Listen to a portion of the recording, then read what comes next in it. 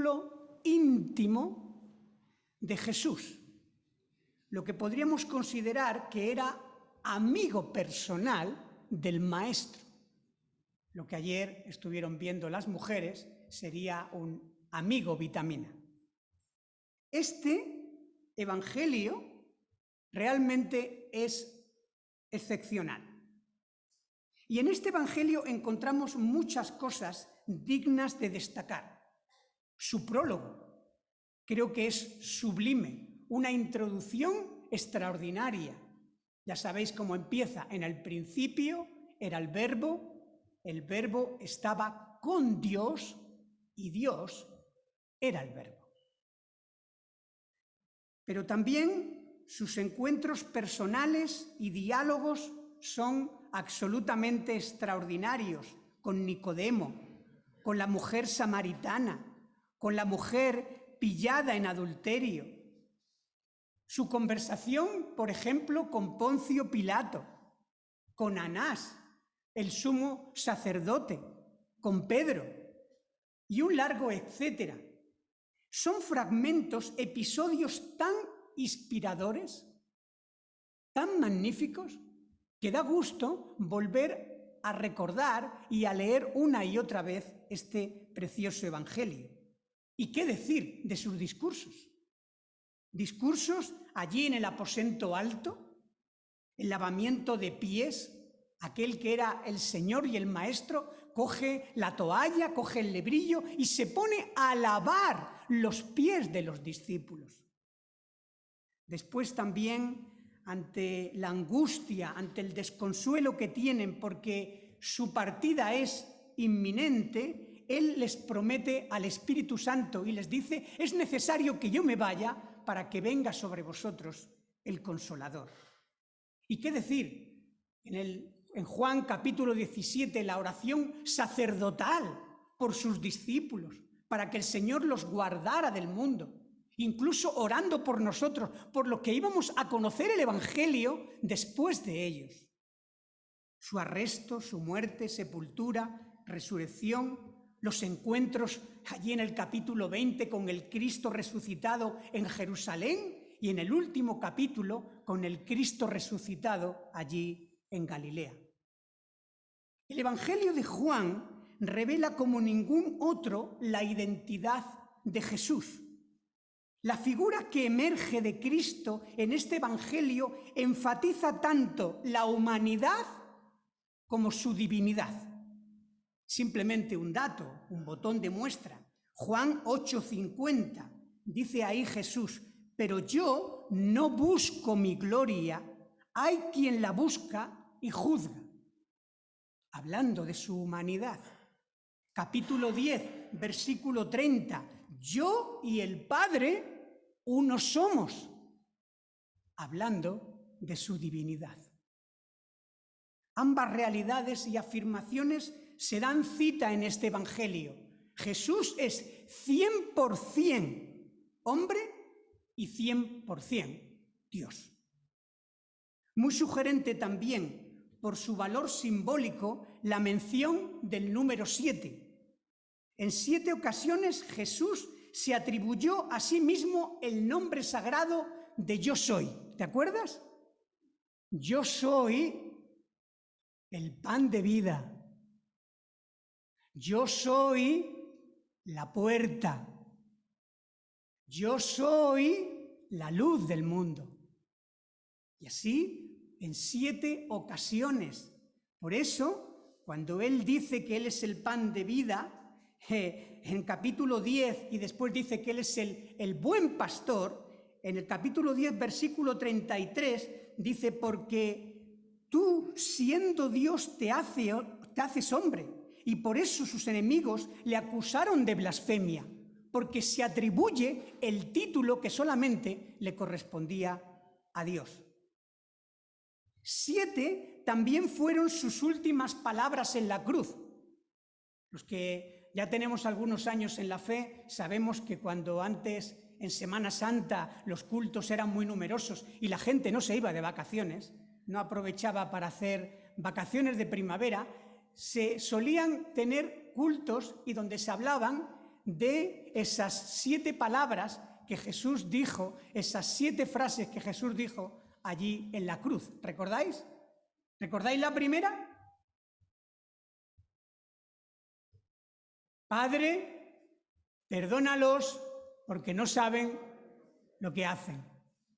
¿Recordáis la cuarta? Vaya, estoy poniéndoos en examen. ¿Os ayudo? Dios mío,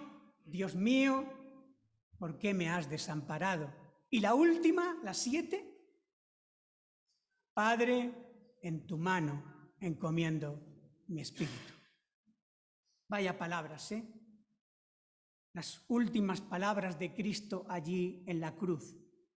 Y 7 también son las señales especiales que Juan destaca de su evangelio, donde descubrimos la manera de ser y de estar de Cristo en el mundo. La manera de cómo hizo estas señales tiene su importancia por el modus operandi de Jesús. En Juan capítulo 2 encontramos la primera señal. Habéis visto en el versículo 11 del capítulo 2 de Juan, que si tenéis Biblia, por favor, acompañarme, ahí dice que la primera de sus señales, la hizo Jesús en Canaá de Galilea y manifestó su gloria y sus discípulos creyeron en él. Las señales son un milagro, son algo que el Señor quiere hacer y quiere hacer con un propósito, con una enseñanza clara en cada una de estas señales. A raíz de estas señales, Jesús quiere enseñarnos algo especial, algo importante de cómo es Dios. Y creo que es muy importante que me prestéis mucha atención, aunque conozcáis Juan capítulo 2 y las bodas de Canaán, incluso la habéis podido escuchar en bodas y en cosas semejantes. Porque vamos a mirar el texto desde otra perspectiva. Porque Juan tiene una manera magistral de anunciar a Cristo en este mundo. Acompañadme a Juan capítulo 20. Juan capítulo 20, en los 2 últimos versículos, versículo 30 y versículo 31. Fijaros lo que dice Juan. Está casi terminando su evangelio y dice: hizo además Jesús muchas otras señales en presencia de sus discípulos, las cuales no están escritas en este libro. Porque como dice en el último versículo de su evangelio, en el capítulo 21, versículo 25, porque si se escribieran una por una, pienso que ni aún en el mundo cabrían los libros que se habrían de escribir. Pero estas señales, versículo 31 del capítulo 20, dice, pero estas se han escrito ¿para qué? Fíjate, para que crean que Jesús es el Cristo, el Hijo de Dios, y para que creyendo tengáis vida en su nombre. De todas las señales de Juan, él seleccionó 7. Escogió 7. ¿Por qué? ¿Con qué propósito? Juan persigue con estas señales que la gente crea que Jesús es el Mesías y que crean que Jesús es el Hijo de Dios, es decir, Dios mismo, y que el propósito principal es que crean en Él y que tengan vida en su nombre. Por tanto, estas señales nos revelan su identidad, pero en especial su carácter. Aquellas facetas de la personalidad de Cristo que nos enseña con una peculiar gloria. Creamos y debemos de creer en los milagros, pero confiemos especialmente en la persona de Jesús. Vayamos a la primera señal, a la primera de estas 7 señales, que tiene lugar, como vemos ahí, en una fiesta de bodas en Caná de Galilea. Juan, capítulo 2, versículos del 1 al 11. La primera señal saca de un apuro al esposo en la celebración de una boda. Una circunstancia que no requería a priori de la mediación de Jesús. Sin embargo, esta señal produjo, versículo 11, que sus discípulos creyeran en él. ¿Qué pasó? Pero no tanto, fijaros bien, que creyeran en él, no tanto por el hecho milagroso, sino por la manera en que Jesús actuó, ya que allí manifestó su gloria. Es decir, mostró algo de su carácter, no solo de su poder. Porque puestos a poner en una balanza una señal, un milagro, como el convertir el agua en vino, no es precisamente el milagro más espectacular. Yo hubiese puesto otro milagro más grande, por ejemplo, el que nos contaba antes Marta al principio del culto, la resurrección de una niña. Hubieran empezado por cosas más espectaculares. Pero fijaros que aquí el evangelista quiere que miremos cosas que de otra manera no seríamos capaces de ver. La hermenéutica juanina siempre tiene para el lector un elemento de sorpresa característico que nos asombra y nos emociona y nos hace exclamar, pero claro, ¿cómo no lo vi antes? ¿Cómo no fui capaz de ver lo que estaba allí siempre? Y el Evangelio de Juan contiene estos dos sentidos. Uno que se ve claramente cuando se lee, pero otro que hay que profundizar, arañar, estudiar un poquito más. Una verdad espiritual subyacente en la historia. Y si profundizamos un poco, encontraremos esta perla preciosa, estas perlas asombrosas. Estudiando sus personajes, leyendo entre líneas, interpretando los silencios del narrador y escuchando lo que dice y lo que no dice Jesús. Versículo 1 y versículo 2. Al tercer día se hicieron unas bodas en Caná de Galilea y estaba allí la madre de Jesús. Y fueron también invitados a las bodas Jesús y sus discípulos. Esto es una ocasión de alegría, ¿no? Esto no es un entierro. Esto es una alegría, la convivencia distendida, el disfrute. A mí me encanta ir de boda. Me encanta ver la alegría que hay en la gente, lo guapa que se pone. Algunos más, otros menos, pero la verdad que todos intentamos lucir las mejores galas. En Oriente Medio, los festejos de boda duraban nada más y nada menos que una semana. Menos mal que esto ha cambiado. Pero ese ambiente festivo se vio de repente al borde del desastre.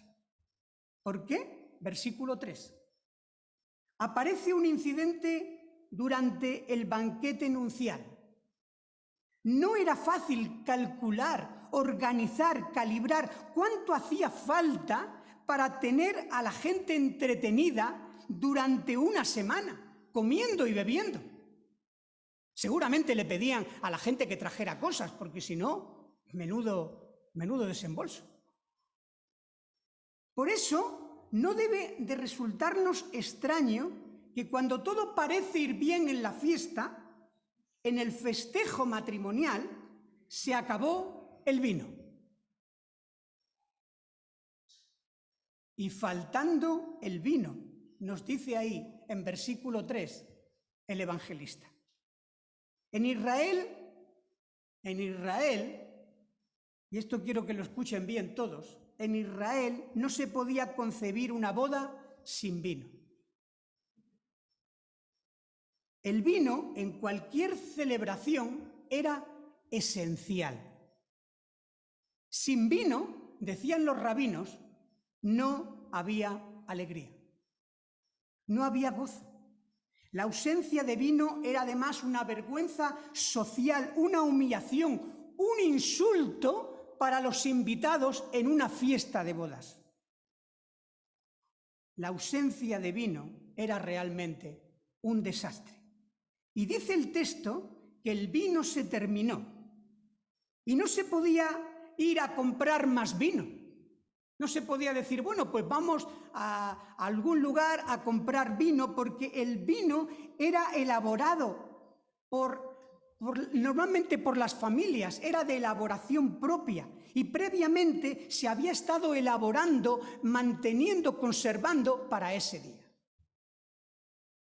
Leemos en versículo 3 al final que la madre de Jesús, María, por alguna razón supo del incidente y tomó la iniciativa, conocedora de la crisis que se avecinaba. Y le dijo a Jesús, no tienen vino, el vino se acabó. Vaya, esto no es una cuestión de vida o muerte. Como veíamos antes, ¿molestar a Jesús por esto? Madre, ¿por qué se ha acabado el vino? Si hiciéramos una obra de teatro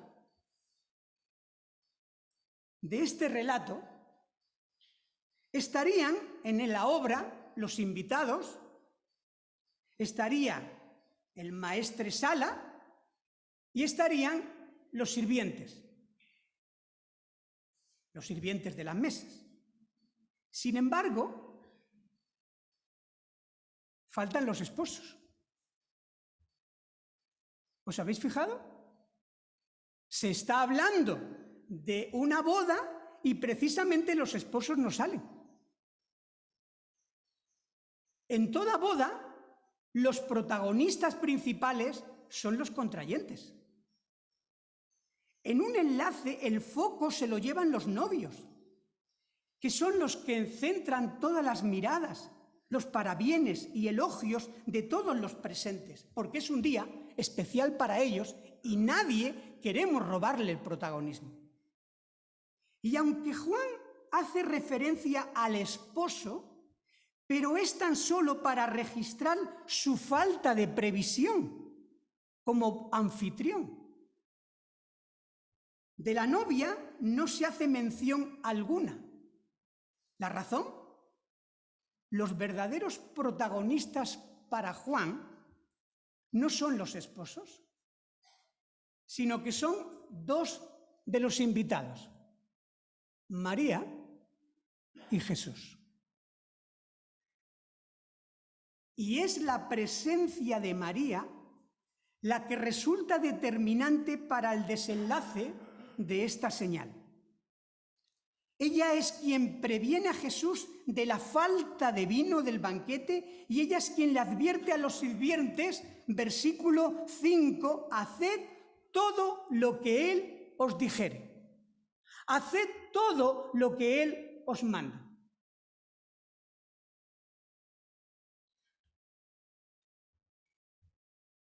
Amigos, hermanos, aquí está la clave.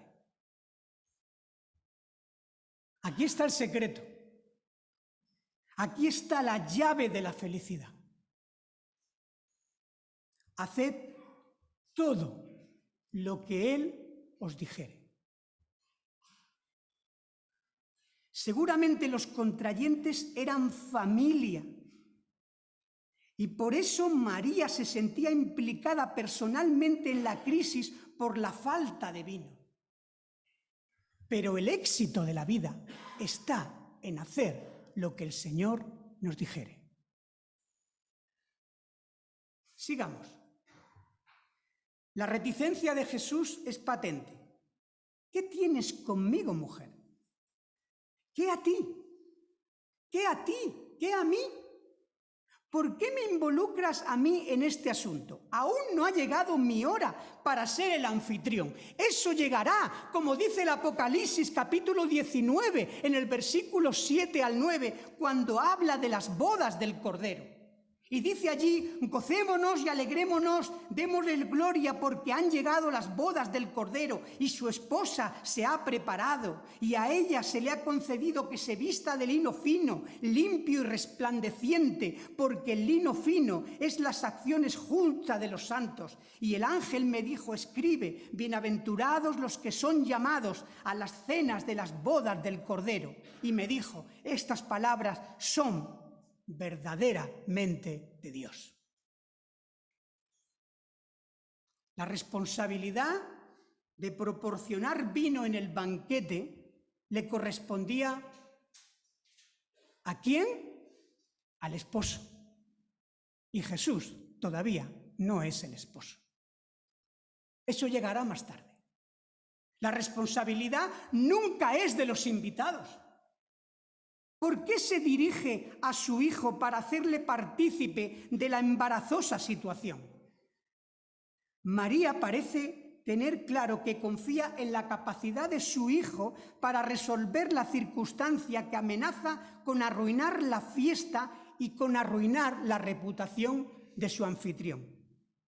Según Calvino, Juan Calvino, dice que la madre de Jesús tal vez esperaba que su hijo diera como una especie de exhortación piadosa y que tranquilizara a los comensales y que de alguna manera restase importancia a la falta de previsión del anfitrión, diciéndoles, pues bueno, no pasa nada, tranquilizaros, esto ha sido algo que no esperábamos, quizás habéis bebido demasiado al principio.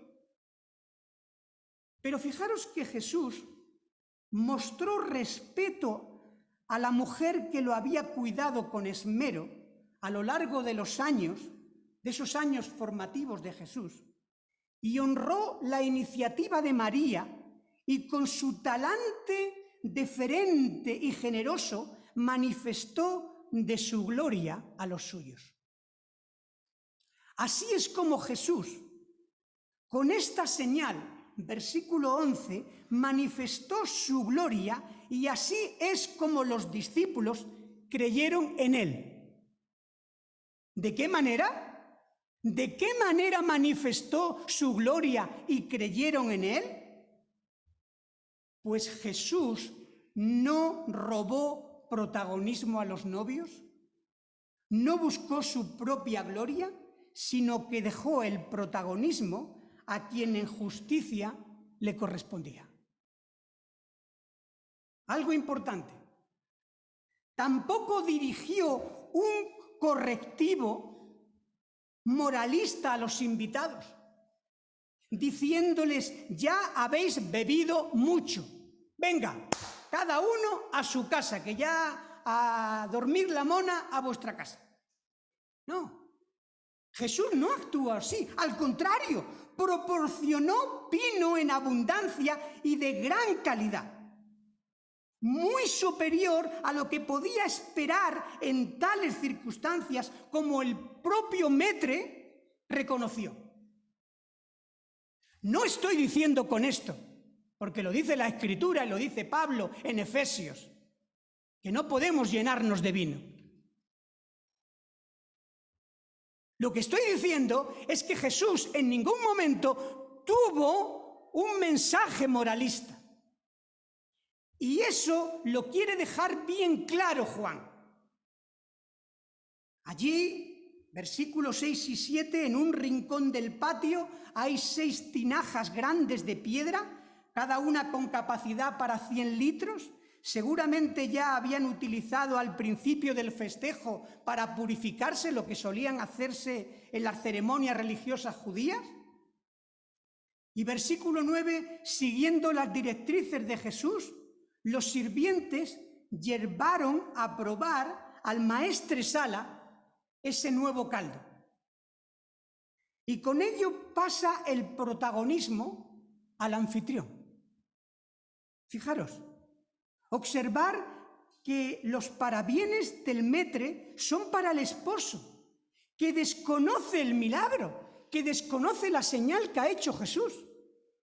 El novio es acreedor del prestigio que le confiere la abundante previsión de dejar para el final el gran reserva, el mejor caldo. Jesús así honró la voluntad de su madre, respetó el papel del maestresala y acrecentó el prestigio del anfitrión. Y aquel verbo, Juan capítulo 1, versículo 14, la única referencia a la Navidad que encontramos en el Evangelio de Juan, y aquel verbo se hizo carne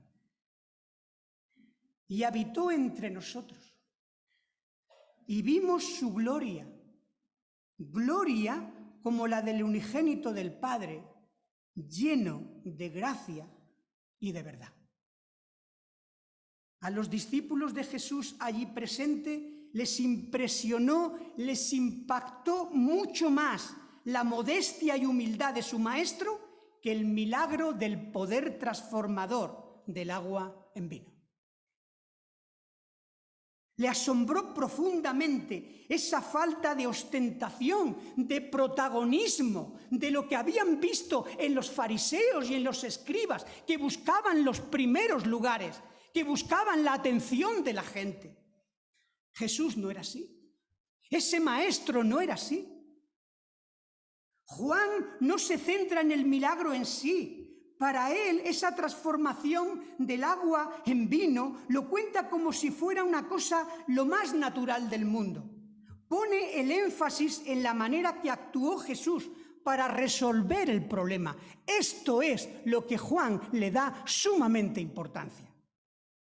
Es más, en el supuesto de que el evangelista hubiese querido divinizar, como dicen algunos críticos, la figura de Jesús, jamás hubiera decidido que el protagonismo se lo llevara a otro que no fuese Cristo.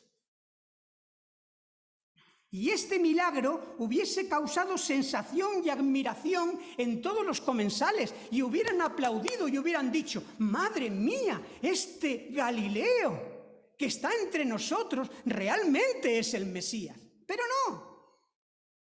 La acción de Jesús pasó inadvertida, casi desapercibida, y los galileos nunca se enteraron de eso, y los que creyeron, creyeron después por lo que él hace en Jerusalén, no por lo que hizo en Canaá de Galilea, porque ni siquiera seguramente lo supieron.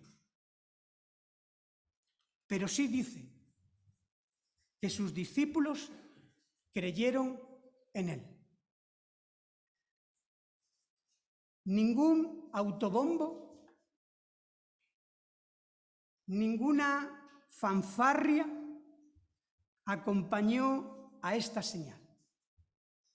Ninguna aclamación popular, solo el reconocimiento reverente de la gracia de Cristo por parte de sus más allegados. Jesús cede el protagonismo a otros. Es como hacen o se hacía cortésmente antes diciendo: pase usted primero. Usted primero. Tampoco mostró Cristo un afán, como hemos dicho, moralizante, como habría sido de esperar en un episodio fruto de la imaginación. Como invitado mostró gratitud, respeto, amor y generosidad. Llegará un día, eso sí, que el Señor mismo ejercerá de esposo y anfitrión en el reino celestial.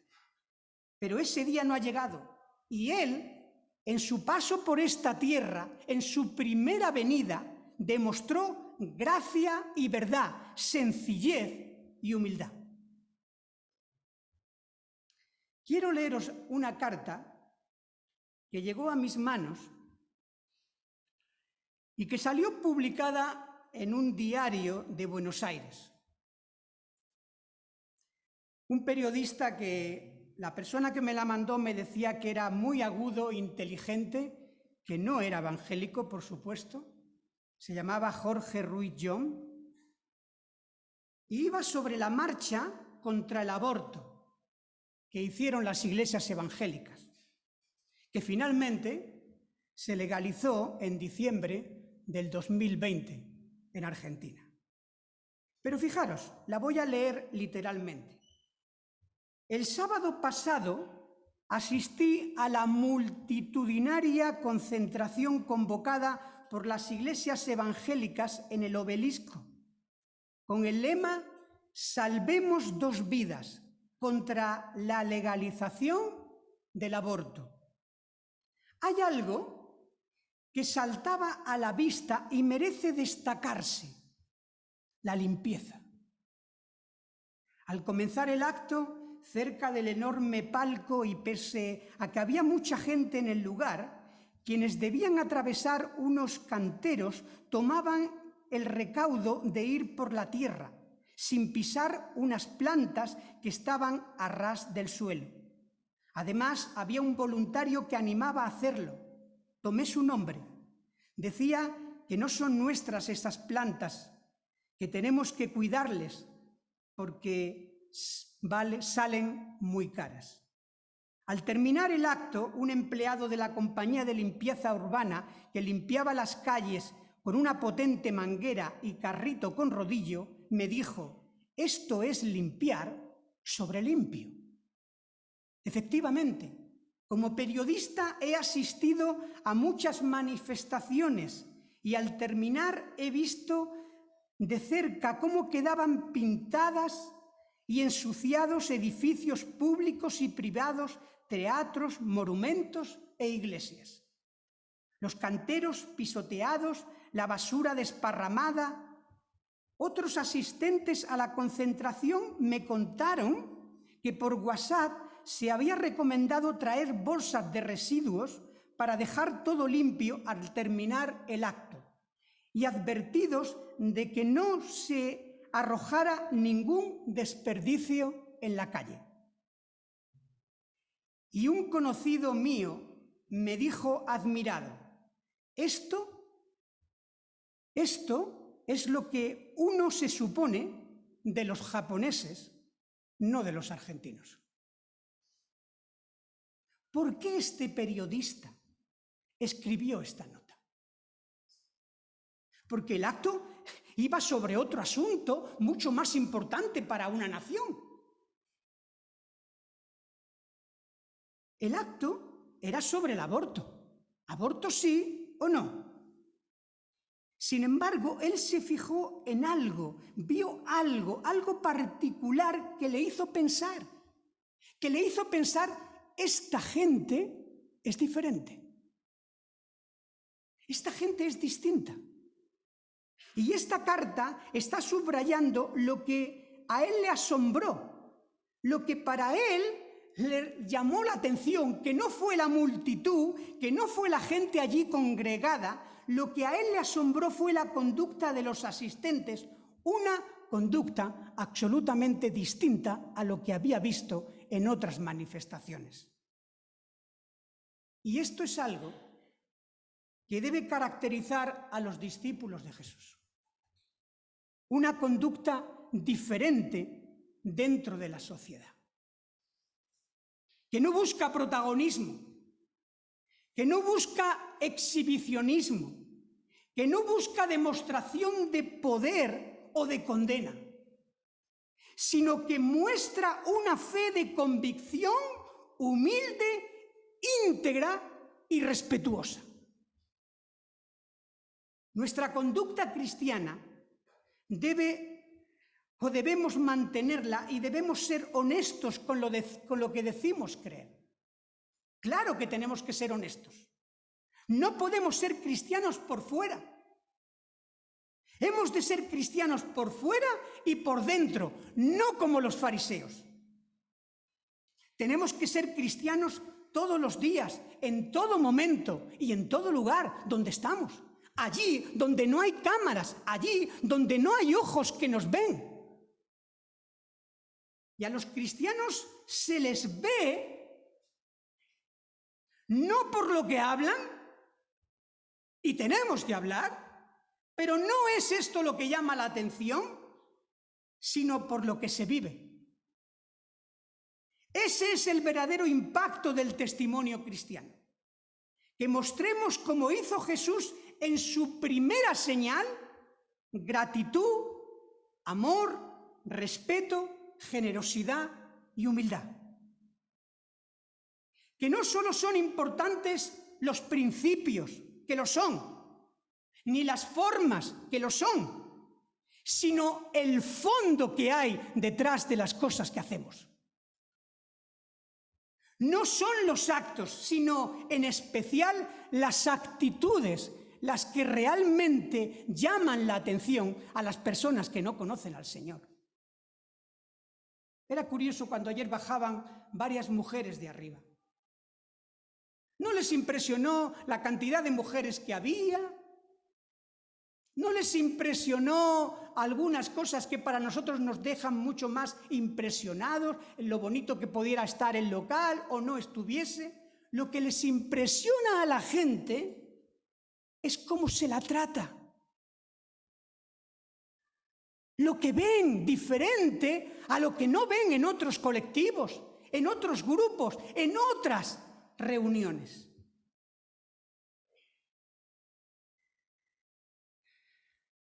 Porque aunque yo pudiera convertir el agua en vino, y desde luego no lo puedo hacer, ya me gustaría,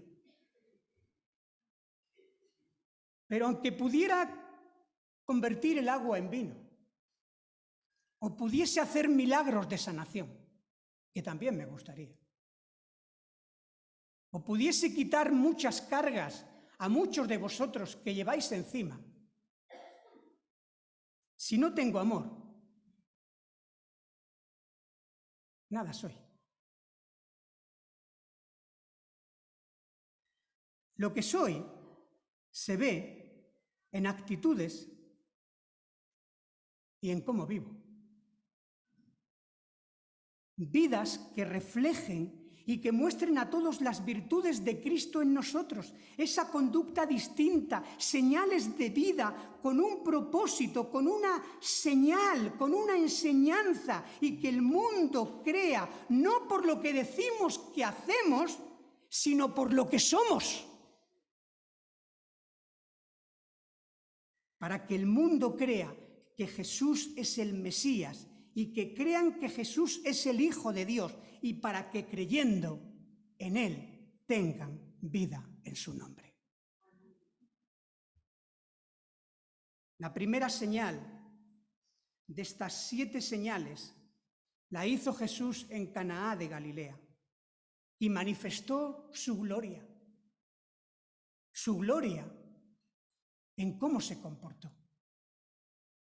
Y sus discípulos, gracias a aquella primera señal, creyeron en Él.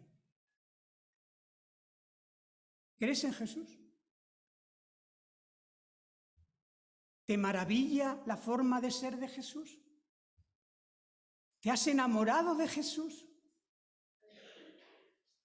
¿Cuánto recuerdo la primera vez con 16 años que empecé a leer los evangelios? Los devoraba. ¿Cómo me enamoré de Jesucristo? ¿Cómo me enamoré de su persona?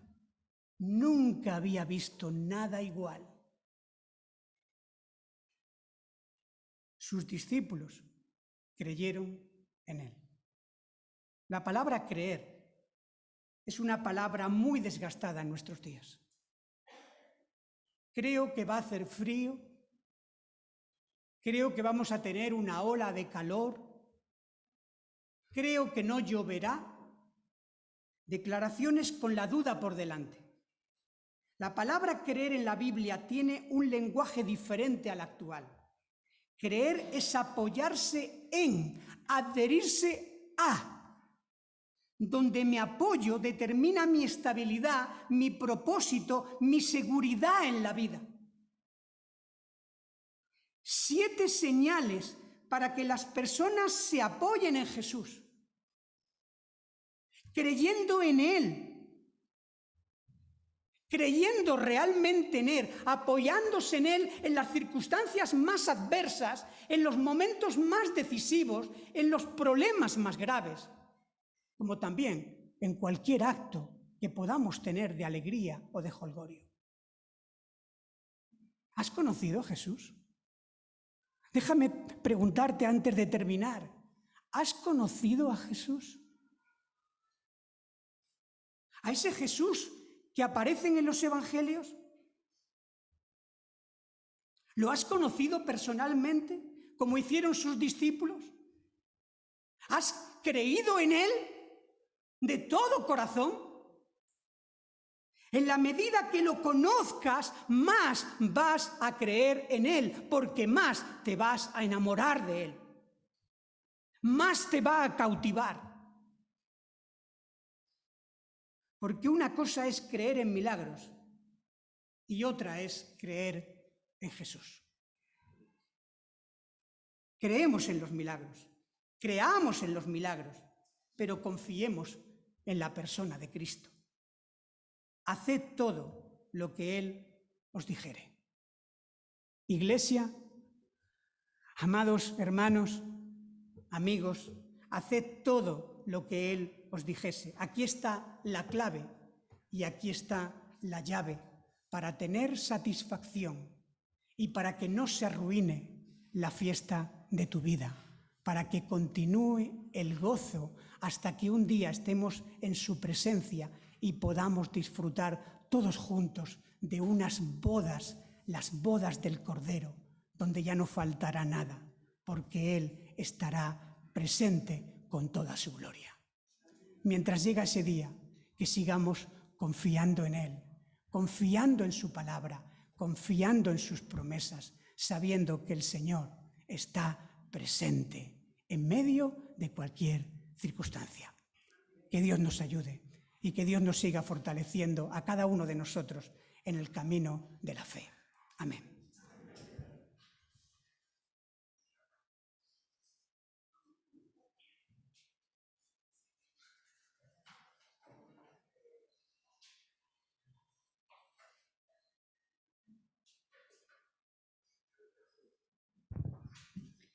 Esta última canción vamos a pasarla